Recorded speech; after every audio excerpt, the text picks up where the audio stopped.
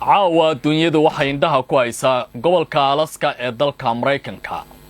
waxaana halkaasi ku kulmi doona wafdi ay kala hogaaminayaan madaxweynaha dalkaasi Mareykanka Donald Trump iyo waliba madaxweynaha wadanka Ruushka Vladimir Putin kulanka ayaa qaadan doona inta u dhaxaysa 6 ilaa 7 saacadood waxyaabaha miiska la saaraya waxaa kamid ah in qaybo kamid ah dhulka Ukraine ay si toos ah u qaataan wadanka Ruushka laakiin Trump ayaa si la yaab leh u amaanay madaxweynaha wadanka Ruushka Vladimir Putin waxa uu ku tilmaamay nin dheergarad ah oo aad u caqli badan waxa uu yiri wixii hadda ka dambeeya waxaynu ka shaqayn doonaa sidii dunidan xulcaysa loo damin lahaa dabka ka taagan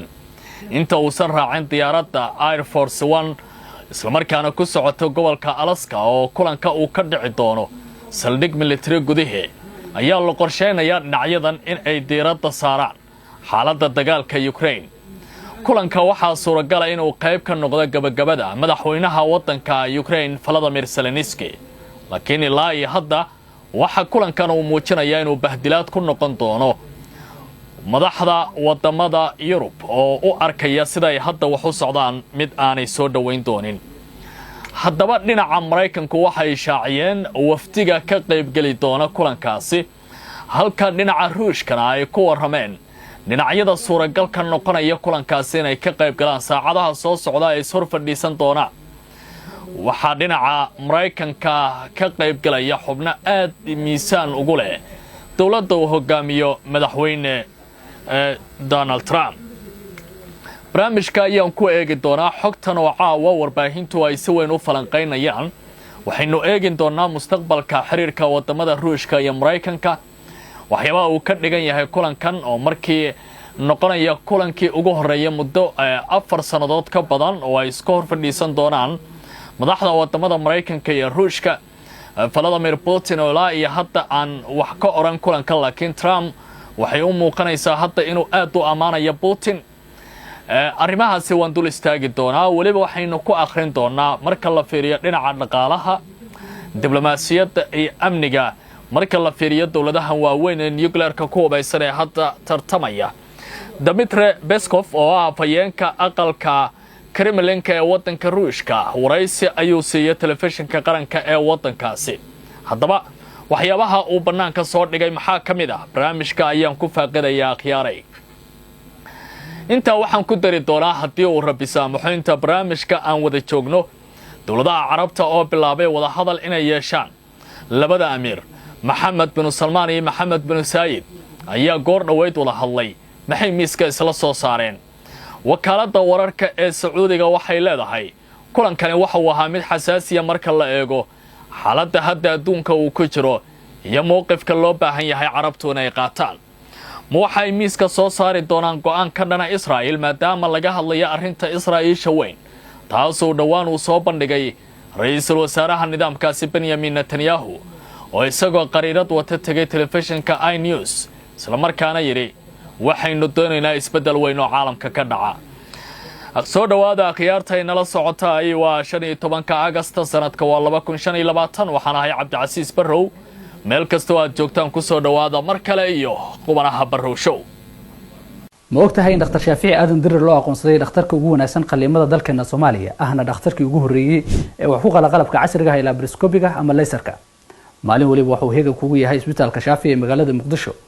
ee hore u gaar goor dhaweyd kulan xasaasi ah ayaa la filayaa inuu dhaxmaro labada hogaamiye ee horfooqa u ah dawladaha waaweyn ee adduunka Vladimir Putin iyo Donald Trump kulanka waxa uu ka dhici doonaa gobolka Alaska saldhig military oo ku yaala sida goor dhaw ee wariye telefishinka Fox News ee wadankaasi Mareykanka laga leeyahay isla markaana gacan saarka la leh dawladda madaxweyne Trump warar soo baxaya ayaa tilmaamaya in la filayo saacadaha soo socda in miiska la saaro qodobo waaweyn oo xasaasi ah intii aanu ka dhoofin gudaha magaalada Washington madaxweynaha dalka Mareykanka Donald Trump ayaa la hadlay wariyaasha arrinta la yaab kale waxay tahay markii ammaan la yaab leh uu dusha ka saaray madaxweynaha dalkaasi Ruushka Vladimir Putin waxa uu yiri waan ogaa Putin waxa uu ahaa nin caqli badan muddo dheer ayaynu saaxiib ahayn hadda waxaanu hor yaalla go'aamo masiiriya oo waaweyn in la qaato kulanka ka dhacaya Alaskana waxa uu noqonayaa mid aad iyo aad qiyam ballaaran u leh. waxa laga yaabaa qaybaha dambe inuu ku soo biiro madaxweynaha waddanka la yiraahdo Ukraine Volodymyr Zelensky oo caawa qaybo kamid ah dhulkiisa loo aqoonsan doono dalka Ruushka inay qaataan. hase haatee Trump oo arrintaasi wax laga weydiiyay waxa uu yidhi tallaabo kasta oo arrimaha dhul isweydaarsiga la xiriira sida uu hadalka u dhigay waxay noqonayaan mid ay aayaheeda leeyihiin iyo waliba ogolaashiyaheeda shacabka waddanka Ukraine. Trump waxa uu sidoo kale hadal wadna qabad ah u jeediyay dalkaasi Ukraine xilli ay baaba'een basanbaaseen dhibaatooyin xooggan ay ku dhaceen. waxa uu leeyahay xilligan Mareykanku ma ogolaan doono Ukraine inay ku biirto gaashaanbuurta NATO, laakiin wadamada Yurub ayaan ku siin doonaa amar ah in damaanad qaad buuxo oo amni ay siiyaan waddankaasi Ukraine. taasoo hadda ay u muuqato Trump wax badan oo Ruushka uu doonayay in uu ogolaaday. waa mare Trump waxa uu ogol yahay sida wada hadallada ka muuqanaysa in dhulkan ay leeyihiin shacabka Ukraine ee qarsan uu ka mid yahay lagu wareejiyo dalka Ruushka sida hadalkiisa markii diyaaradda Air Force One uu raacayaba uu tilmaamay. tan labaadna waxa uu yiri waxaan ka shaqayn doonaa inaanay Ukraine ku soo biirin arrimaha gaashaanbuurta NATO oo xulufo dhinaca militariga ah oo iskaabta, taasoo in muddo dawladdaasi ay dadaal badan ugu jirtay waxyaabaha Ruushka u weerarana ay qayb ka yihiin. dhinaca kale aqalka cad ayaa ku dhawaaqay goordhow xubnaha ka qaybgeli doona kulanka oo dhinaca Mareykanka wajahaya ama Mareykanka matalaya ee wajahaya dhinaca Ruushka. dadka ilaa iyo hadda la soo bandhigay waxaa ka mid ah xogayaha ganacsiga, agaasimaha hay'adda CIA-da, xogayaha maaliyadda iyo waliba ku-xigeenka madaxa shaqaalaha ee dalkaasi Mareykanka iyo sidoo kale waxa la yiri ku-xigeenka la taliyaha amniga qaranka dalkaasi, agaasimaha isgaarsiinta aqalka cad iyo waliba afhayeenka aqalka cad Colonel Lefid, xogayaha shaqaalaha iyo waliba agaasimaha qorista khudbadda baa la yiri ee Trump iyo xubno kale oo muhiim ah oo ka mid yahay madaxa hab maamuuska qaranka ee dalka Mareykanka. waxaa sidoo kale la qorsheynayaa kulankan in aad diiradda loogu saaro waxyaabo kale oo muhiim u ah isbedelada waaweyn ee adduunka ka dhacaya. waxaana hadalka Trump maanta uu jeediyay ee ah in Putin uu yahay nin caqli badan ay ku soo aadaysaa iyadoo toddobaadyo ka hor isagoo joogay Scotland Britain uu ku dhawaaqay in haba yaraatee uusan aqbali karin waxyaabaha uu Putin soo bandhigayo oo yahay nin madax adag isla markaana ay aad uga niyad jabay Trump.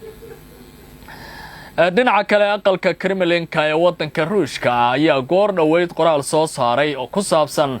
kulanka la filayo saacadaha soo socda inuu ka dhaco gobolka Alaska ee dalka Mareykanka. aqalka Kremlinka ee waddanka Ruushka waxa uu tilmaamay in 6 ilaa 7 saacadood oo xiriir ah kulamada ay socon doonaan, iyadoo dhinacyadana ay miiska soo saari doonaan qodobo waaweyn oo xasaasi ah oo ku saabsan mustaqbalka adduunka iyo sida Mareykanka gaar ahaan hoggaanka Trump iyo Putin ay u soo bandhigi doonaan qorshooyinkooda. afhayeenka madaxtooyada Ruushka Dmitry Peskov ayaa u sheegay telefishinka qaranka waddanka Ruushka in kulamada ay noqon doonaan kuwa ka koobnaan doona ilaa iyo 3 arrin oo xagga borotokoolka marka la marayo kulankan uu muhiim noqon doono. kulanka waxa uu noqon doonaa mid ka foolka-fool oo dhaxmari doona labada madaxweyne, wada xaajood ballaaran oo dhaxmari doona labada wafdi iyo shir jaraa'id oo sida wada jir ay u qaban doonaan Putin iyo Trump, taas oo saacadaha soo socda bannaanka si weyn loo keeni doono. kulanka 3 geesoodka ah oo si gaara markan loo qorsheeya ayuu ka warramayaa afhayeenka aqalka Kremlinka ama agaasimaha warfaafinta madaxtooyada dalka Ruushka Peskov. waxa uu sidoo kale sheegay in haddii natiijo la taaban karo kulanka Alaska ay suuragal noqon karto baa la yiri in la qabto kulan 3 geesood oo ay ka qayb galaan madaxweyne Vladimir Putin, madaxweyne Donald Trump iyo madaxweyne Volodymyr Zelensky. markan Zelensky kulanka inuu ka qayb galo waxaa ka horeyn doona in labada dhinac ay isku fahmaan wada xaajoodka iyo waxyaabaha muhiimka ay tahay in markan miiska la soo saaro. Trump ayaa ku tilmaamay Putin nin aad iyo aad u caqli badan. sida uu qorayo telefishinka Al Jazeera madaxweyne Trump ayaa isna ka hor inta uusan ka dhoofin baa layiri ku dhoofin diyaaradiisa Air Force One isagoo ku wajahan gobolka Alaska waxa uu yiri waxaan ixtiraam badan u hayaa madaxweynaha wadanka Ruushka Putin isagoo ku tilmaamay nin garaad sareeya oo aad u caqli badan oo xilligan inuu kulankan ka soo qayb galay muhiim tahay Trump waxa uu sidoo kale muujiyay inuu diyaar u yahay in dib loo bilaabo wada shaqaynta dhaqaale ee u dhaxaysa Ruushka iyo Mareykanka haddii horumar laga sameeyo arrimaha la xiriira dagaalka Ukraine sida hadalkiisa uu ku daray xaaladda Ukraine iyo NATO ayaa waxay tahay mid kale oo Trump uu soo hadal qaaday oo wadamada Yurub walwal badan gelin doonta marka la fiiriyo mustaqbalka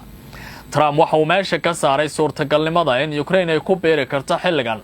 ururka NATO ee gaashaandhigga ah balse waxa uu xusay Mareykanku inuu diyaar u yahay in si wada jir ah ula shaqeeyo Yurub si Ukraine loogu fidiyo booyiri damaanad amni oo dhameystiran waxa uu sidoo kale soo jeediyay inay dhici karto isweydaarsi dhinaca dhulka ah balse waxa uu carabka ku adkeeyay waa Trump intaasi ay ku xiran tahay go'aanka shacabka iyo dawladda Ukraine ee gaara kulankan ayaa noqonaya muddo 4 sano ah kadib kii ay isku arki lahaayeen madaxweynayaasha labada dal ee Mareykanka iyo Ruushka kulankan ayaa noqonaya buu leeyahay telefishinka Jazeera kii ugu horeeyay ee dhaxmara madaxweynaha Mareykanka iyo waliba Ruushka tan iyo muddo 4 sano ka hor waxaana la filayaa in kulanka uu ku furmo saldhig military oo ku yaala baaliri gobolka Alaska saacadu marka ay tahay 11 subaxnimo ama waxa la yiri 19 iyo bar xilliga GMT ee Britain isagoo leh baa layiri muhiimad weyn oo saameyn ku yeelan karaysa xaaladda Kiev, Moscow, Washington iyo guud ahaanba qaaradda Yurub kulanka ayaa waxaa la filayaa hanaanka lagu soo dhaweyn doono Trump aan iraade Putin inuu noqonayo mid si weyn iyo aad u qiimo sareeya waxa madaxweynaha dalka Ruushka marka uu soo dego loo gogoli doonaa roog cas baan iraahday taasi oo si weyn loogu soo dhaweyn doono arrintani waxay ka dhigan tahay meeqaamka madaxweyne Putin in kor loo qaadayo taasi oo la xiriirta iyadoo xiisadda u dhaxaysa labadan dal ay hadda aad u sii kordhayso waan eegi doonaa kulamadan iyo waxa ka soo baxay iyo waxa diiradda lagu saaro maadaama Trump uu hadda halkaasi u dhoofaba dhinaca kale wararka ka soo baxaya dalka Sacuudiga waxa ay tilmaamayaan in dawladda boqortooyada Saudi Arabia boqorka dhaxal sugaanka Mohammed bin Salman uu goordhow wada hadal la yeeshay Mohammed bin Said oo madaxweynaha wadanka Isutaga Imaaraadka Carabta ahna boqorka wadankaasi sida ay ku warantay dawladda wakaaladda wararka ee dawladda Sacuudiga la yiraahdo Saudi Press Agency dhaxal sugaha dawladda boqortooyada Saudi Arabia ahna ra'iisul wasaaraha qaranka Amir Mohammed bin Salman ayaa qadka teleefanka kula xiriiray baa layiri madaxweynaha dalka Isutaga Imaaraadka Carabta Sheikh Mohammed bin Said Al Nahyan sida ay ku warantay wakaaladda Sacuudiga intuu socday wacitaanka labada hogaamiye waxa si qoto dheer looga wada hadlay xiriirka soo jireenka ah ee labadan dhinac iyo waliba arrimaha gobolka hadda ka taagan ee muhiimadda leh waxyaabaha sida gaarka loo soo qaado waxa kamid ah 4 qodob oo miisaan leh waxaana ugu horeeya dardargelinta iyo joojinta fursadaha iskaashi ee labada dhinac arrimo muhiim ah oo dan wadaag ah oo labada qaran u dhaxeeya iskaashiga ka taagan gobolka ka socda xagga amniga iyo xasiloonida si gaar ah waxa loo soo qaatay go'aankii Netanyahu uu dhawaan soo qaaday